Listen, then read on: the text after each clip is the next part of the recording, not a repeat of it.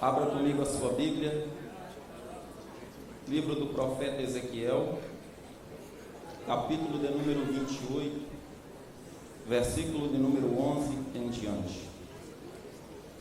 Livro do profeta Ezequiel.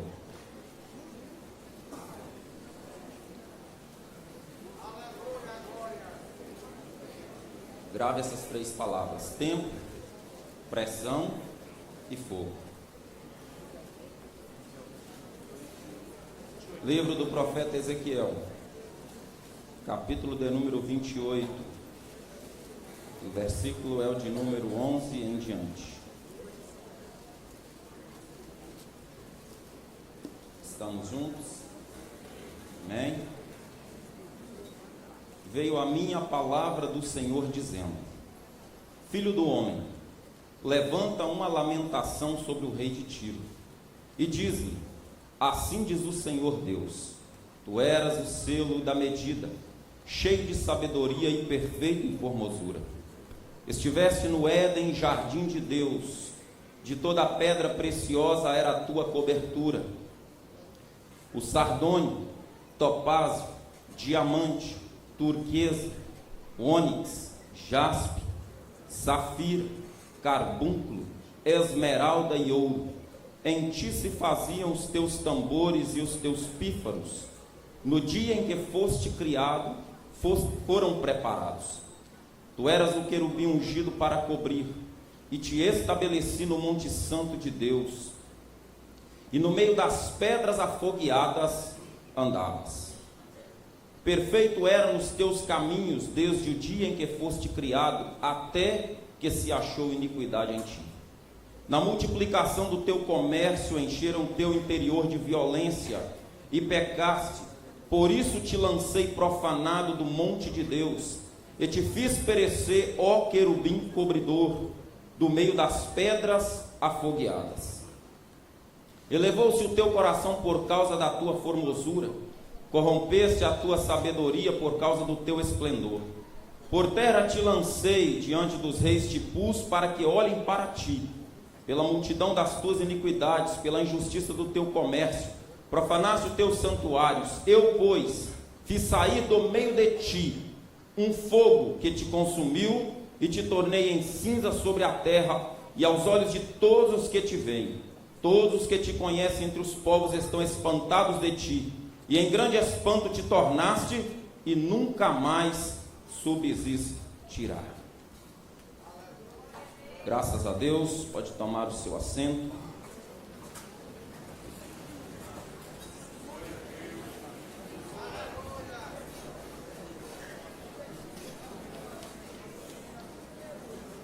O texto que ora lemos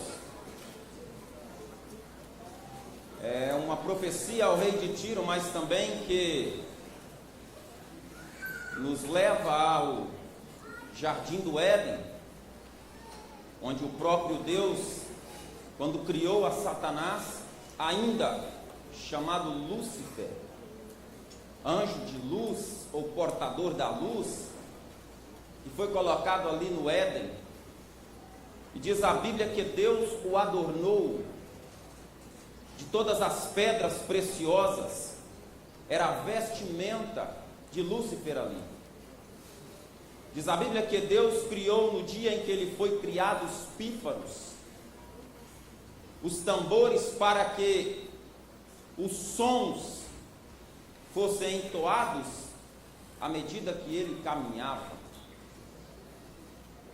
Diz a Bíblia que ele foi colocado em uma posição de exponencial no jardim. E Deus colocou para que o diabo, ou Lúcifer ainda chamado no Éden, pedras afogueadas, para que ele andasse sobre elas no meio do jardim. E é interessante que o tempo foi passando, e diz a Bíblia que Satanás, ele trouxe ao seu coração iniquidade. O pecado adentrou no seu coração, e a pressão da formosura que ele exercia naquele lugar, tamanho era o esplendor, porque era cobrido de diamantes, de todas as pedras preciosas, e todos que vislumbravam, viam que ele era diferente, porque ele tinha um adorno diferente. Mas o diabo, ele não se contentou com tudo isso, e se rebelou contra Deus. E diz a Bíblia, que ele foi lançado fora do Éden, destronado, jogado como um morto pisado pelos homens, com uma veste agora como que fora atravessada com a espada, transformou em um horror para todos aqueles que o conheciam e sabiam que antes era um anjo de luz. Porque o diabo não suportou o tempo, nem a pressão e nem o fogo por onde ele caminhava. Deus, ele já sabia por antecipação tudo o que aconteceria ali. E Deus permitiu que o tempo passasse. Deus permitiu a pressão da beleza, da diferença que o diabo exercia naquele lugar. Mas Deus disse o seguinte: você vai andar sobre pedras afogueadas. Você vai andar num lugar onde os seus pés pisarão fogo. E é interessante que Deus continua usando estes mesmos elementos para provar aqueles que são e que não são. Para provar aqueles que o servem de verdade e aqueles que durante o tempo virarão as costas para ele. Para provar aqueles que ele coloca em um lugar de destaque, e em muitas vezes a pressão do mundo, da mídia, do holofote, dos aplausos, entra no seu coração de tal forma que ele não suporta e vira as costas para aquele que o colocou ali. Mas Deus tem um elemento que é capaz de mostrar para mim e para você. Este elemento é o que prova as minhas e as suas obras. Este elemento é o que prova o meu e o teu coração. Porque diz a Bíblia que ele é um fogo consumidor.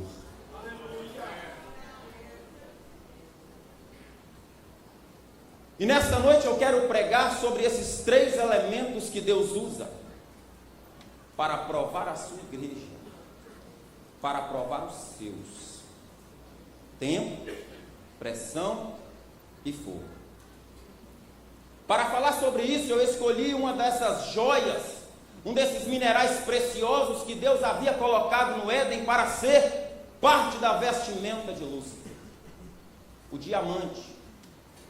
E para mim é o que mais se assemelha conosco.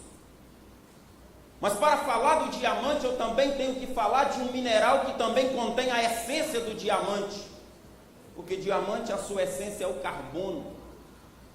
Mas há um outro mineral que também contém o carbono, e esse mineral é o carvão.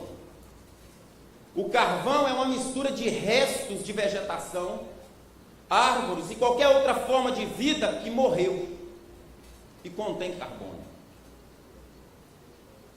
O carvão, para ele ser encontrado, diz a ciência que o espaço de tempo para ele ser formado é de aproximadamente milhões de anos, 2, 3 milhões de anos.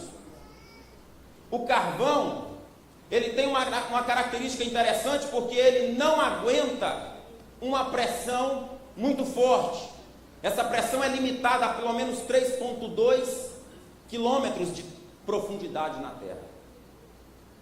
Este carvão, ele também tem algo interessante, porque ele não aguenta uma temperatura muito alta, porque senão ele se desfaz, ele vira pó e cinza. Mas o diamante é algo interessante, porque o diamante, ele não tem mistura. O diamante é formado de uma única essência, o carbono. E o diamante, diz a ciência, que é necessário não milhões de anos, mas bilhões de anos para que ele se forme. E ele ele necessita de uma pressão tão alta, que ela só pode ser encontrada a pelo menos 190 quilômetros abaixo do solo. E para que ele se forme em diamante, o tempo é importante, a pressão é importante, mas ele precisa de pelo menos 900 a 1.300 graus Celsius, que somente é encontrado lá no magma da Terra, abaixo da crosta terrestre, para que tudo isso se envolva e gere uma das maiores preciosidades que o mundo já conheceu, o diamante. A indústria, ela hoje já é capaz de produzir um diamante através do carvão, mesmo por um processo muito caro, mas eles conseguem de alguma maneira transformar este carvão num diamante. E todo mundo que olha e que não é um especialista vai pegar, vai ver que tem formato de diamante, tem brilho de diamante, tem um peso de diamante, e vai acreditar que ele é um diamante. Mas um especialista, quando ele pega aquele diamante trazido do carvão, coloca a sua lupa ou a sua ferramenta, ele consegue ver que tem brilho de diamante, tem peso de diamante, tem formato de diamante, mas não é um diamante. E o especialista diz então, ele é um brilho falso. Assim é chamado os diamantes falsos. 3 elementos que Deus usa para provar a sua igreja, para provar os seus filhos, para provar os seus obreiros, para provar aqueles que Ele chama, que Ele dá um dom, que Ele capacita para desenvolver a sua obra. Obra esta que culminará com um alarido e com voz do arcanjo, tocando a trombeta para chamar aqueles que são seus. Eu quero começar falando sobre este tempo que Deus usa para nos provar. O tempo é capaz de dizer quem vai chegar no arrebatamento e quem não vai chegar lá. A Bíblia diz no Evangelho, segundo escreveu Mateus, lá no capítulo 24, que como foi nos dias de Noé, assim será também a vinda do Filho do Homem. Porquanto assim como nos dias anteriores ao dilúvio, comiam e bebiam, casavam-se e davam-se em casamento, até o dia em que Noé entrou na arca, e não perceberam até que veio o dilúvio e levou a todos, assim será também a vinda do Filho do Homem. Com o tempo, o ser humano que Deus criou e dotou de uma inteligência, ele passou a viver de uma forma tão indiferente a Deus, que quando Deus chama a Noé e dá a ele um projeto da arca, dá a ele uma válvula de escape, Noé começa a pregar e a dizer para o povo: o tempo está se findando, Deus fará chover nesta terra, e Ele matará todos que não se arrependerem dos seus pecados. Moisés, é nesse momento que Noé é chacoteado, porque as pessoas viviam no tempo de Noé, diziam: nunca choveu na terra, esse cara só pode estar louco. Nós também sabemos quem é Deus, nós já ouvimos as histórias sobre Deus, nós conhecemos aquilo que nos foi trago a respeito de Deus, mas eles conheciam, mas não desejavam estar próximo. Eles ouviam, mas não desejavam obedecer. Eles entendiam alguma coisa sobre aquilo que eles ouviam, mas eles não aplicavam o seu coração nisso. E Noé está pregando, e o tempo foi passando, e diz a Bíblia que as pessoas começaram a se tornar tão indiferentes, que já não mais se arrependiam dos seus pecados, e sequer produziam frutos de arrependimento. Arrepender-se significa, no grego, metameletes, e significa lamentar muito por algo errado. As pessoas já não se arrependiam mais. O tempo foi passando, e parece que eu vejo as pessoas indo para a igreja, pastor Edson, cultuando e voltando e continuando nas mesmas mazelas da sua vida. Parece que eu vejo as pessoas indo para o coral e cantando, mas voltando para casa e continuando na mesma vida de mentira. Parece que eu vejo pessoas que confessaram e professaram a sua fé, mas quando anda na rua, as pessoas quando olham dizem: não tem testemunho de crente. Porque o tempo passou e as pessoas foram se acostumando com a ideia da volta de Jesus. Mas a Bíblia diz: até o dia que começou a chover.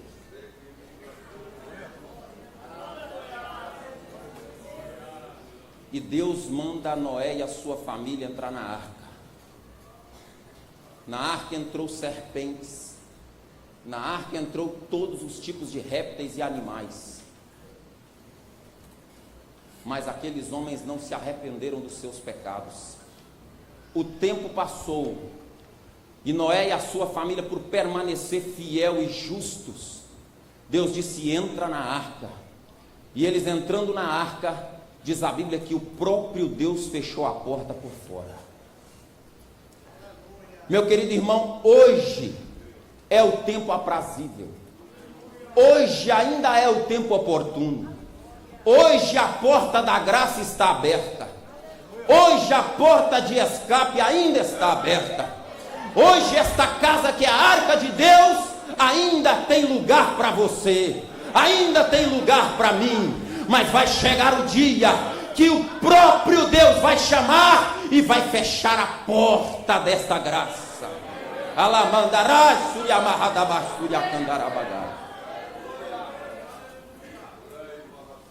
Porque o tempo gerou um sentimento de indiferença. Aquele povo tinha sintomas de cristãos, de gente temente a Deus, mas não eram. Era como se estivessem na sua psique, ou no seu psicológico, a certeza de que estavam caminhando com Deus, mas não estavam. E o tempo ficou encarregado de mostrar isso. É interessante que existe na ciência uma coisa chamada pseudocíese, que é quando uma mulher está psicologicamente grávida. Muita gente que entra nesta pseudocíese, ele tem todos os sintomas de alguém que está grávida. Ele tem enjoos, ela tem enjoos, sonolência, desejo alimentar, crescimento da barriga, sente o feto se mexer, mas com um simples teste de urina ou um exame beta-HCG, é possível detectar que está negativo. Mas ela está tão convicta que está grávida, que ela não acredita e entra em trabalho de parto, sente dores de parto. Ela vai para o hospital, e lá o especialista, como ele não teve um tempo para acompanhá-la, ele vai pedir um exame de ultrassom, porque ele quer saber quem está ali dentro, se está gerando vida, porque ela está sentindo as dores de parto. Mas quando o especialista olha lá dentro, ele não vê vida, está vazio, não está gerando nada. É como olhar para um diamante que foi fabricado através do carvão e dizer: isso não é verdadeiro. Esta imagem de grávida, ela não é verdadeira. Esta pseudocíase de achar que está gerando vida, não é verdadeira. Tem tudo de grávida. Tem aparência de crente, tem roupa de crente, fala igual a crente, canta como crente, anda com Bíblia de crente, mas quando o especialista olha lá de cima e diz: não está gerando nada. Ele sabe quem é e quem não é. Ele sabe quem tem vida e quem não tem vida. Ele sabe aonde o Espírito Santo está gerando vida e aonde não está gerando vida. Porque o tempo é encarregado de mostrar quem é e quem não é. No Evangelho segundo escreveu João, no capítulo 7, versículo 38, Jesus disse: quem crê em mim, como diz as Escrituras, rios de águas vivas fluirão do seu interior. Se eu sirvo a Jesus, se você serve a Jesus, aonde eu passar eu tenho que gerar vida. Aonde eu passar, Jesus tem que salvar. Aonde eu passar, a mensagem da cruz tem que ser ministrada. Porque aonde eu passar, eu tenho a convicção de eu estou indo para o céu e eu quero você lá também.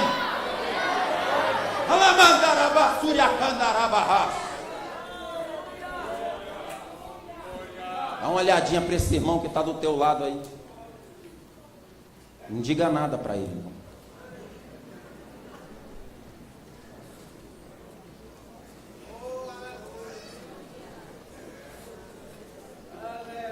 O tempo foi passando e as pessoas foram ficando indiferentes. Lembra das 10 virgens? Mateus 25. 10 virgens, todas vestidas de branco,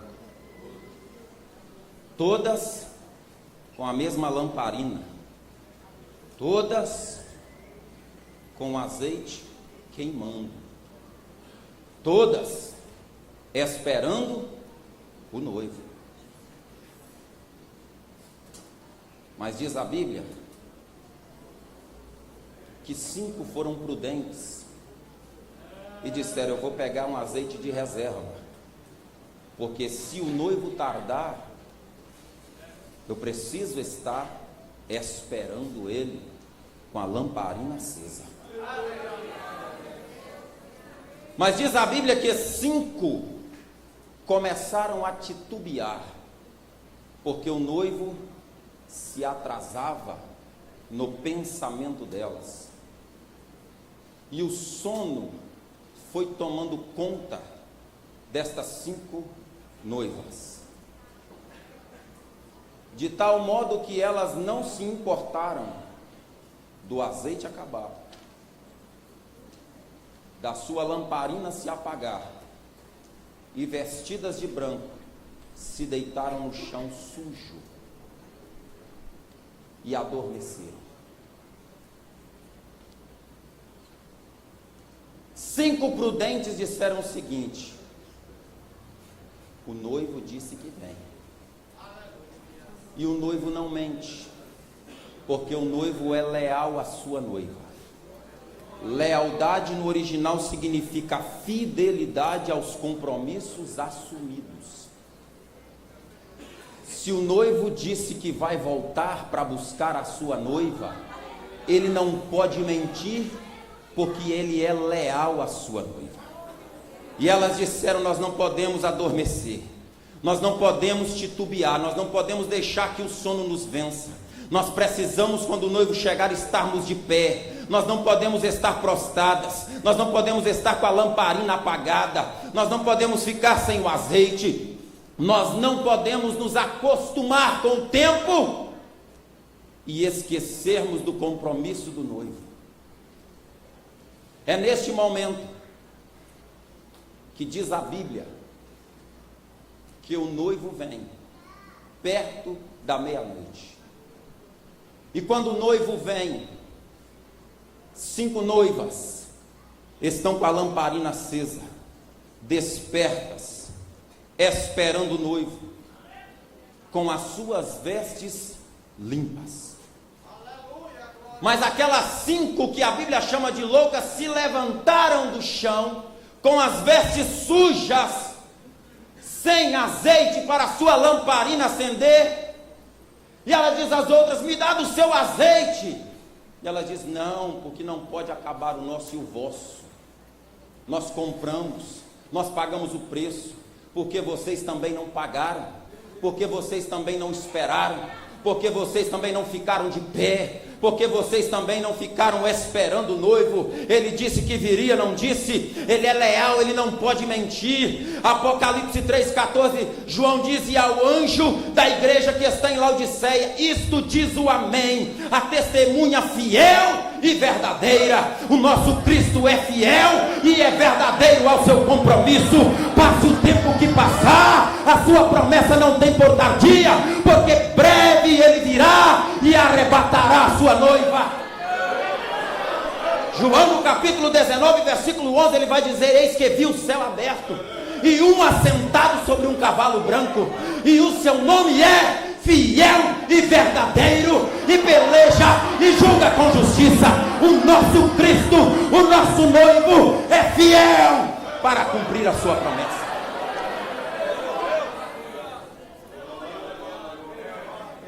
Mas aquelas 5 noivas, o tempo mostrou quem era e quem não era.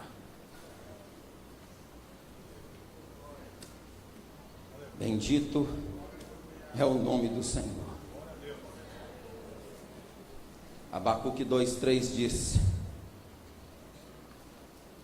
que a visão ainda é para um tempo determinado, mas se apressa para o fim, e não enganará. Se tardar, esperam, porque certamente virá e não tardará.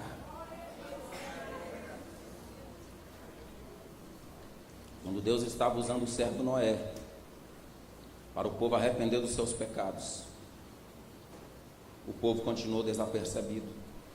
O povo continuou bebendo, comendo, casando e dando-se em casamento, chamando a Noé de louco, chamando a Noé de xiita, chamando a Noé de alguém desequilibrado.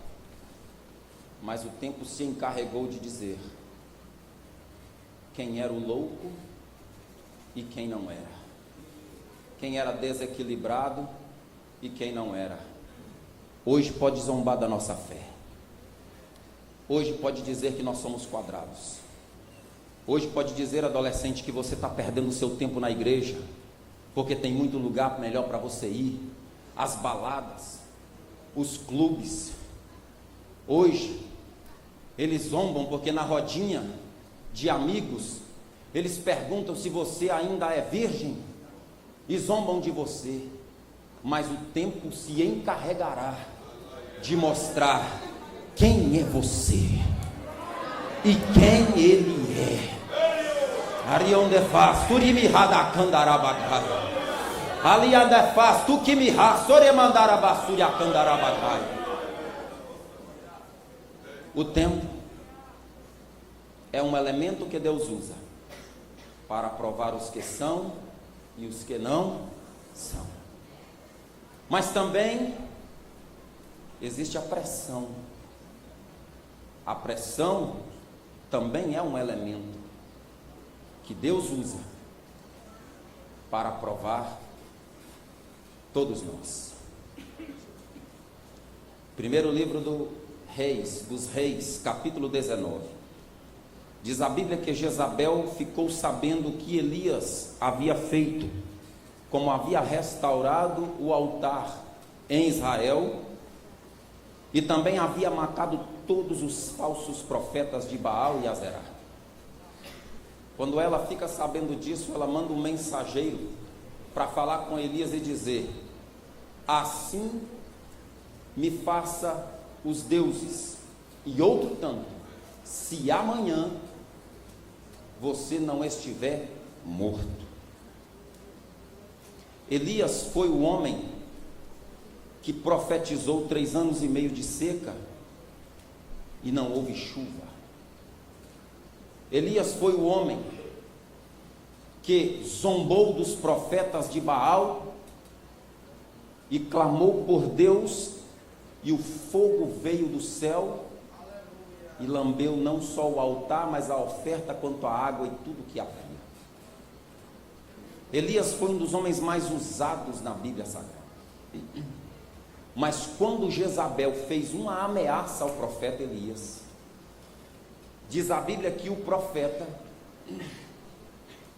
ele sai dos termos de Israel e vai para o deserto, para debaixo de um zimbro, e ali ele se achega debaixo do zimbro, e tamanha a pressão que ele sofreu, ele pede a morte.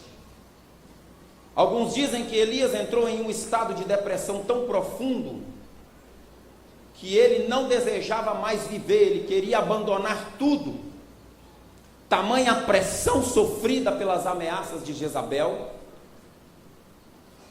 e ele se acolhe ali debaixo de um zimbro no meio de um deserto, sem amigos, sem o moço que o auxiliava, sem o povo que estava lá no cume do Monte Carmelo, e que gritou após ver o sacrifício ser oferecido: só o Senhor é Deus. Elias está sozinho, pela pressão do inimigo. Ele quer abrir mão de tudo, ele quer abrir mão da sua própria vida. É aí que Deus, permitindo essa pressão, ele chama um anjo, e parece que vejo dizer ao anjo o seguinte: olha, desce lá, porque o meu servo hoje, devido à pressão que foi exercida nele, na sua mente, ele está desfalecido. Devido à pressão, ele está falando que não quer mais viver. Devido à pressão, porque quem faz a obra de Deus é assim, irmão. Quem está militante na obra do Senhor é assim. Tem muita gente que pensa que o pastor não sente nada, que o profeta não sente nada. Muitas vezes a gente sente o cansaço corporal, com uma noite de sono, e se resolve. Mas o homem de Deus, o cansaço, a pressão é aqui, ó. É na sua mente, porque ele leva a sua carga e a carga de todo aquele que está sobre a sua responsabilidade. Mas Deus permite essa pressão, porque através dessa pressão, ele vai saber quem é e quem não é. Porque hoje, alguns que Deus coloca em exponencial, e dá a ele um ministério talvez do louvor, e ele começa a cantar, começa a adorar a Deus, e os convites chegam, as viagens, os congressos, essa pressão secular, ela começa a entrar no seu coração, e o que ele faz? Ele começa a dizer que aquela música mundana não é de toda ruim, ela tem o seu fundo pedagógico para os cristãos, que nós não devemos nos afastar, nós devemos estar envoltos e podemos participar desses shows mundanos. E a pressão do mundo vai exercendo na mente dessas pessoas, e o diabo vai dizendo: agora você tem fama, agora você tem dinheiro, agora você tem nome, você não precisa mais de Deus, agora você pode ir por conta própria, agora você pode cobrar o que você quiser, porque todos estão aplaudindo e clamando pelo teu nome. E a pressão exercida sobre essas mentes tem levado esses homens e essas mulheres ao declínio espiritual, de tal ponto que hoje gera-se bloco carnavalesco gospel. Hoje já gera-se a boate gospel. Hoje já tem o forró gospel.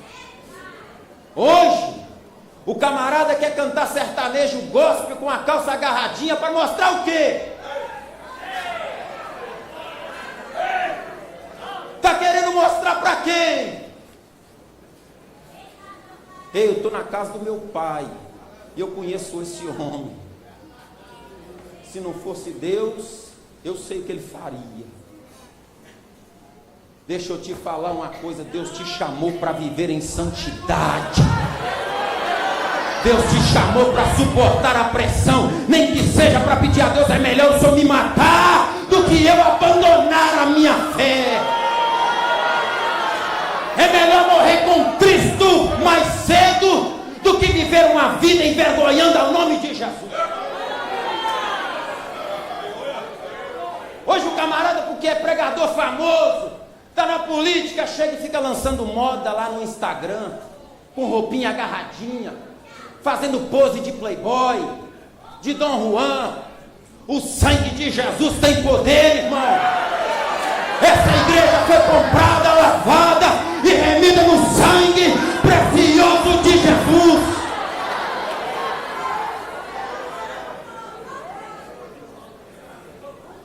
Eu ainda me mantenho naqueles ensinamentos, viu, pastor?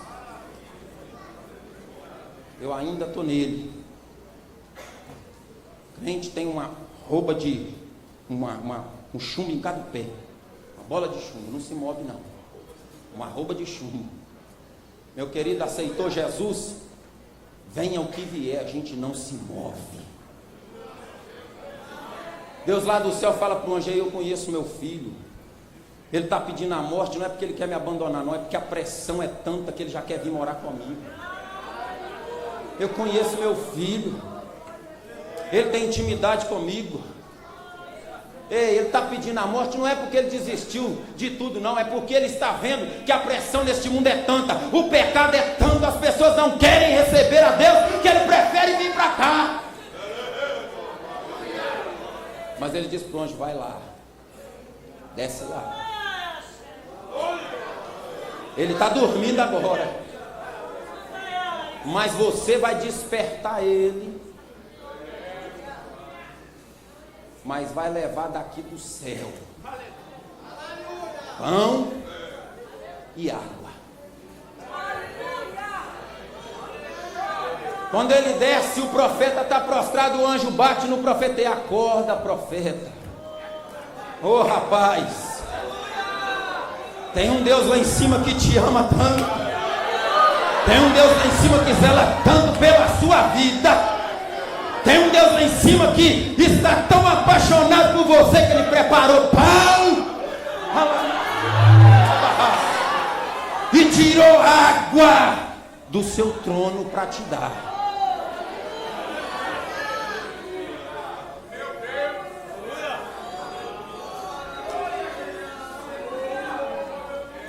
Meu irmão, o evangelho ainda é pão e água.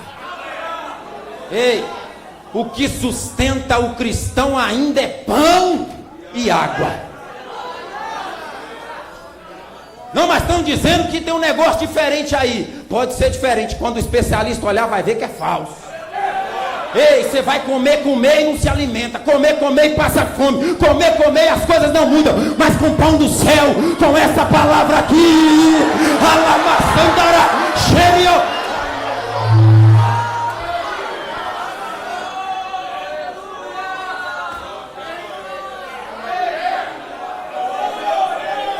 Foi ele que disse: eu sou o pão da vida.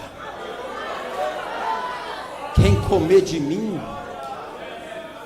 nunca mais terá fome. Nunca mais terá fome. E Elias come pão e bebe água. E Deus fala com ele: rapaz, com esse alimento aqui eu te dou força para caminhar pelo menos 40 dias, sem precisar de mais nada. Sabe por quê? Porque o teu trabalho ainda não acabou. A obra que Deus colocou nas vossas mãos ainda não acabou. Não, mas parece que a idade passou e Deus tem pão e água para sustentar. Não, mas parece que a enfermidade chegou e Deus tem pão e água para curar e sustentar. Não, mas parece, meu querido irmão, com pão do céu e água do trono. Ô, meu querido irmão, a gente é capaz de caminhar até o arrebatamento sossegado. E Deus fala para o profeta: levanta, porque o teu trabalho ainda não terminou. Você vai ungir Azael, rei da Síria. Vai ungir a Jeú, rei de Israel. E vai ungir ao profeta Eliseu, profeta no teu lugar. Sabe o que Deus estava dizendo? Você não morre sem deixar outro para continuar o trabalho, não, meu querido. Você não morre sem deixar um legado, não. O teu nome não vai ser soprado como nada, não. Ei, quem trabalha para Deus não desonra, não fica em desonra, não fica em vitupério. Quem trabalha para Deus, Deus cuida, Deus zela pela reputação deste homem e dessa mulher.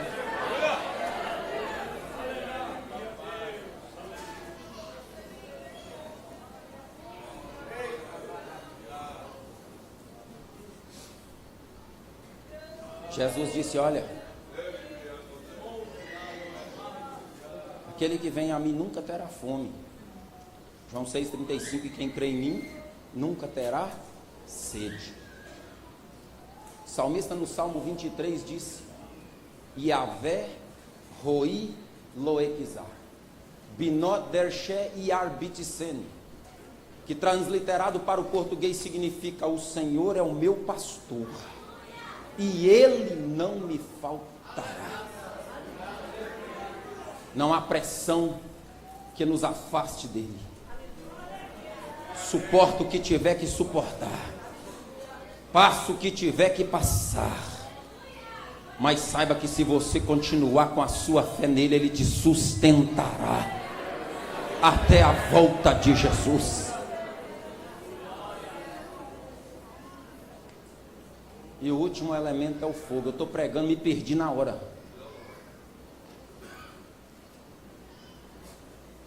Fogo é um elemento que pode destruir ou pode edificar.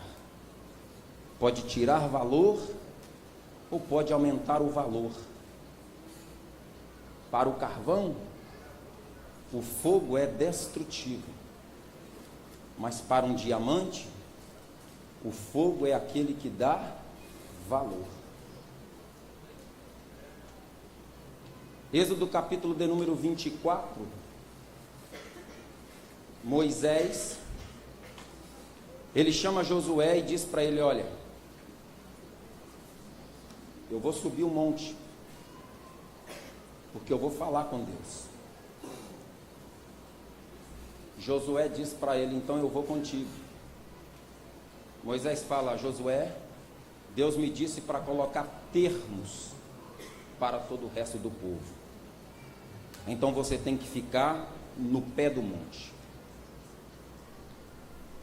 A congregação, todas as vezes que via Deus falar com Moisés, Deus se apresentava com relâmpagos, com fumaça e com fogo. E toda a congregação, tão apavorada que estava, dizia para Moisés: vai o Senhor e fala tu com ele, e nos diga o que ele falou para você. Tamanho o temor da presença gloriosa do Senhor. Mas Josué era um menino diferente, porque enquanto todo o resto dizia: vá lá, porque nós vamos ficar aqui, Josué disse para Moisés: Moisés, eu vou contigo lá, mas você vai ficar no pé do monte, não tem problema. O fogo vai estar lá em cima, o Senhor vai estar no meio deste fogo. E eu quero estar perto deste fogo. Eu quero andar com quem anda no meio deste fogo. Eu quero caminhar, nem que seja para ficar no pé do monte, mas eu quero experimentar de tudo que eu posso extrair dessa presença gloriosa de Deus através do fogo. No interior da Inglaterra, John Wesley foi perguntado o que ele fazia para atrair tantas multidões nos seus sermões. Ele respondeu: eu me incendeio do fogo de Deus e as pessoas vêm me ver queimar. Charles Spurgeon, considerado o príncipe dos pregadores, disse: é mais fácil domar um leão selvagem do que ganhar uma alma sem o fogo e a presença do Espírito Santo de Deus. Quando Josué disse para Moisés: Moisés, você está indo para o fogo? Tô. Então eu vou seguir os teus passos. Você vai falar com Deus no meio do fogo? Vou. Então é para lá que eu vou, porque eu quero purificar no meio desse fogo. Ei, eu e você, nós nascemos neste fogo. A Assembleia de Deus nasceu no meio deste fogo. A minha mãe me criou no monte orando e o fogo de Deus se apresentando. Eu vi o pastor Edson lá na América, onde todo mundo dizia que o pastor tem que ser light, porque o negócio é diferente, porque a América é diferente. Ele chegou e trouxe fogo e alegria, o povo incendiou da glória de Deus. Sabe por quê? Porque onde houver um homem incendiado por Deus, ele vai atrair pessoas para estar com ele. O fogo, para alguns, vai mostrar que as suas obras eram de palha, de feno, madeira, que aparentavam ser boas, mas não tinham nenhum valor. Porém, este mesmo fogo que prova a nossa fé, muito mais preciosa do que o ouro, será capaz de mostrar a mim e a você, para todo mundo saber quem foi fiel e quem não foi, quem foi verdadeiro e quem não foi, quem foi sincero e quem não foi, quem esteve de verdade andando com Jesus, ou quem usou Jesus para mostrar uma fachada, vivendo uma vida dupla lá fora.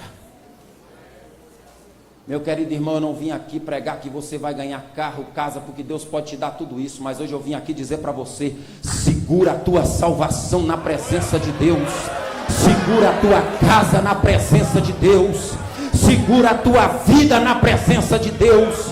Ah, pastor, mas o tempo está passando. Segura, porque o tempo é um elemento que Deus usa, e ele vai passar e você vai ser aprovado. Ah, mas a pressão é muita, eu não estou suportando. Segura, porque nessa pressão Deus vai alimentar a tua alma, porque ele disse: ei, eu vou alimentar a tua alma em lugares áridos, e serás como um jardim regado, cujas águas nunca faltam. Malaquias 4 diz que o dia do Senhor vem ardendo como fornalha. Todos os soberbos e todos os que cometem piedade serão como palha, e o dia que está por vir os queimará, diz o Senhor dos exércitos, de sorte que não lhes deixará nem raiz nem ramo. Mas para vós que temais o nome do Senhor, nascerá o sol da justiça, e salvação e cura trará nas suas asas. Eu estou esperando esse dia chegar na minha vida. Só quem está esperando esta salvação. Alamassúria Candarabagai. Então fica de pé comigo em nome de Jesus. Alai, Churia Radabassúria Candarabagai.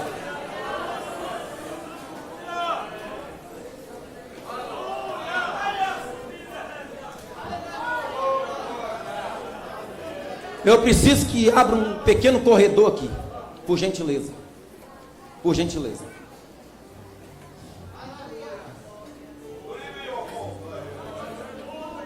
Quem deseja aí ser batizado com o Espírito Santo, aí levanta a mão. Adolescentes que desejam ser batizados com o Espírito Santo, levanta a mão. Vai lá, levanta a mão. Sabe como é que eu fui batizado com o Espírito Santo?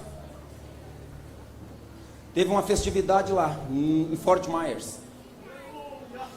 E o pastor Joel ia pregar. Os 3 dias. 2 dias, se não me engano.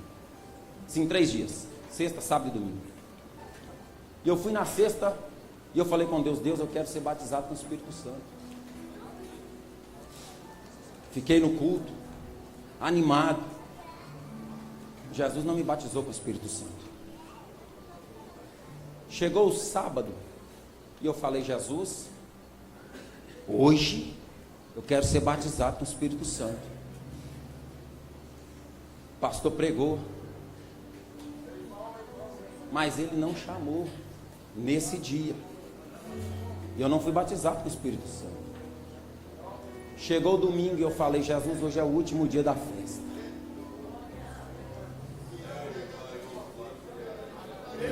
E eu não fui ainda batizado com o Espírito Santo. Mas parece que Jesus, no último dia da festa, se levantou no céu.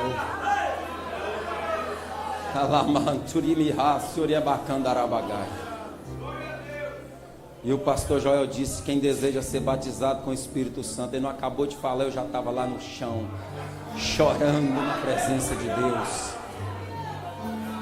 E o resultado foi que Deus me batizou com o Espírito Santo. Mateus 7,7 diz: pedi e dar-se-vos-á, batei e abrir-se-vos-á, buscai e encontrareis, porque ao que pede recebe, ao que busca encontra, e ao que bate se abre. Eu quero orar por vocês que desejam ser batizados com o Espírito Santo. Não batizo ninguém, mas tem um no nosso meio.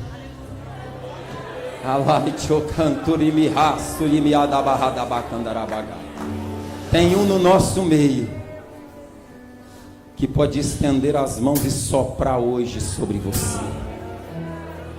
E eu quero que você saia do seu lugar, venha aqui à frente, aqui. Nós vamos dar um jeito aqui, vai dar certo. Antes de orar, eu quero chamar você que está desviado dos caminhos do Senhor. O tempo passou, a pressão foi muita, e você não suportou, desviou, mas hoje o Espírito Santo te trouxe aqui para lhe dizer que Ele não desiste de você. Se você está aqui afastado dos caminhos do Senhor e quer voltar esta noite, eu te convido, sai do teu lugar, eu quero orar por você. Tem alguém aí? Levanta a mão. Levanta a mão, eu quero orar por você. Levanta a mão que eu preciso saber quem está vindo, se está vindo ou não.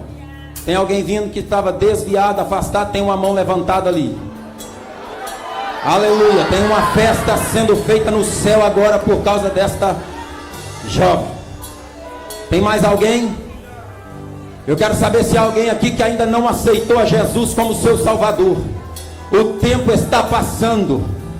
O diabo tem feito pressão neste mundo de tal forma, mas um dia Cristo voltará, e lá não haverá pranto, nem choro, nem pressão.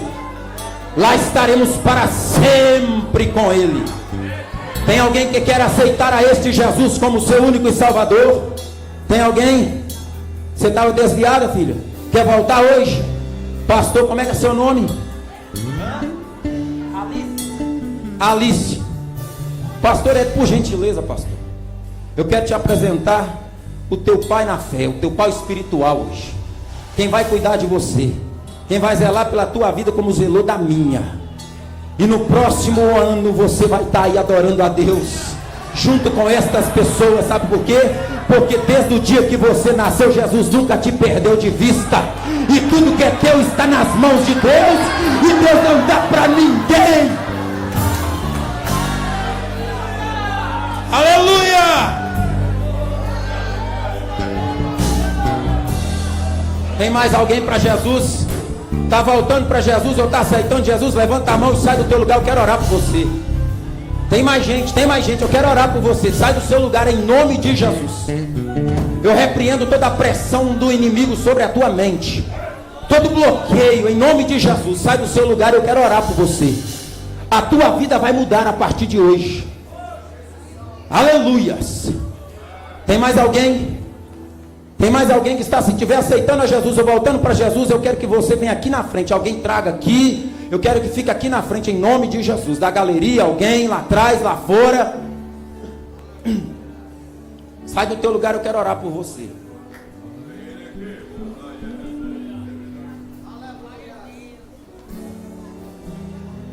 Nós vamos orar agora. E eu acredito que se você estiver desejoso, Jesus vai lhe dar esse presente esta noite. E nós vamos estender as mãos e vamos orar.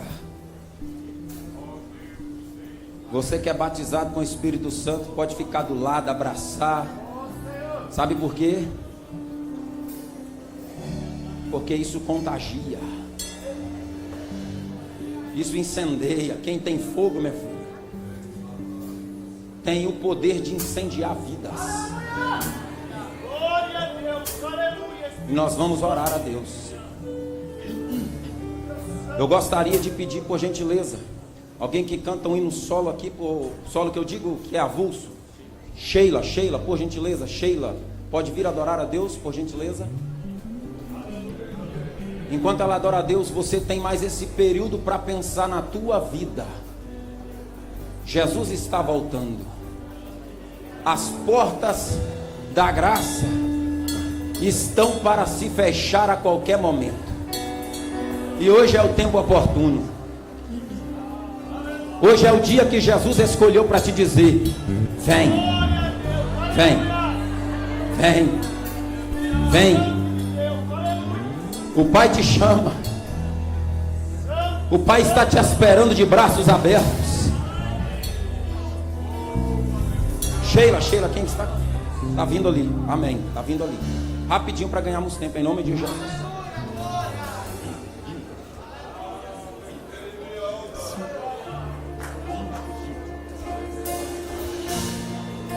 Vamos adorar, irmão. Vamos encher esse ambiente de glórias a Deus e aleluia.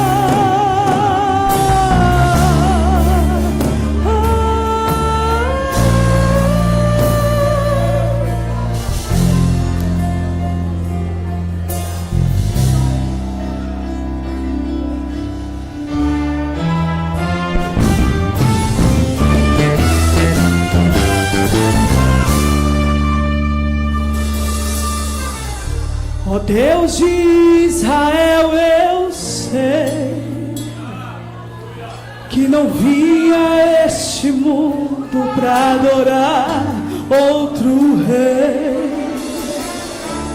Os leões estão rugindo sem parar. O meu louvor incomodou a todos que são contra ti, ó Jeová.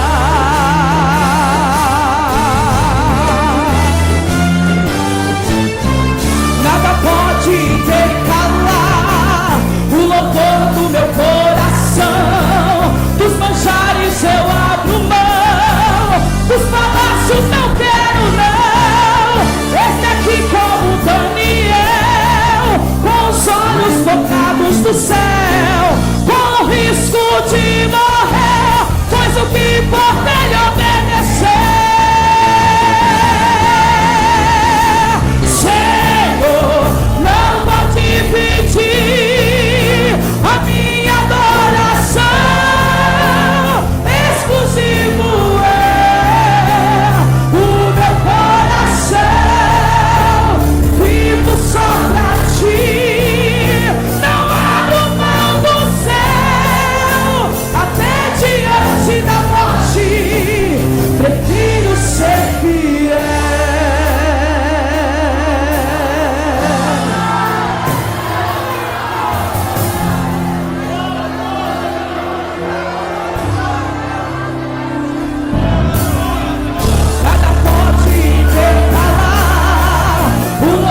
o meu coração, dos manjares eu abro mão, dos palácios não quero não.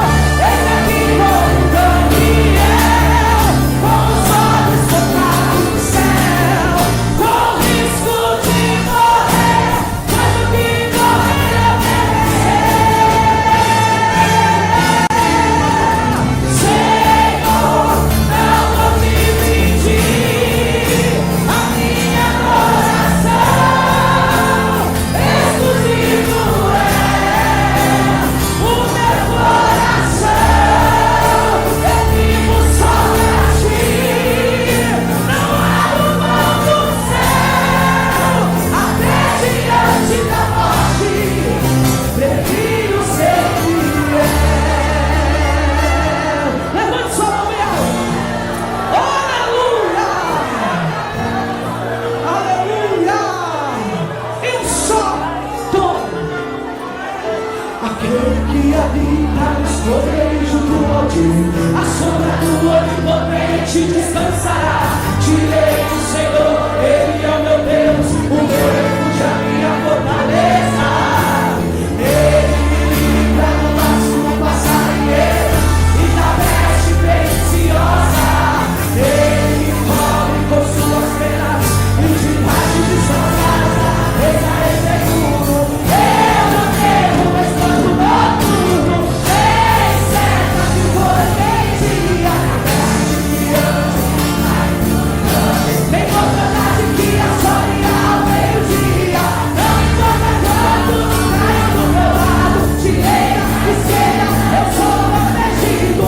Se eu for fiel, eu vou ser fiel. Ele me amou para me guardar.